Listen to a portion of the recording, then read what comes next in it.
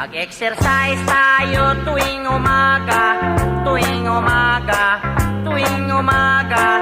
Mag-exercise tayo tuwing umaga upang ang katawan natin ay sumigla. Mag-exercise tayo tuwing umaga, tuwing umaga, tuwing umaga. Mag-exercise tayo tuwing umaga upang ang katawan natin ay sumigla. Pag sa gabi, maaga kang matulog, sa umaga, maaga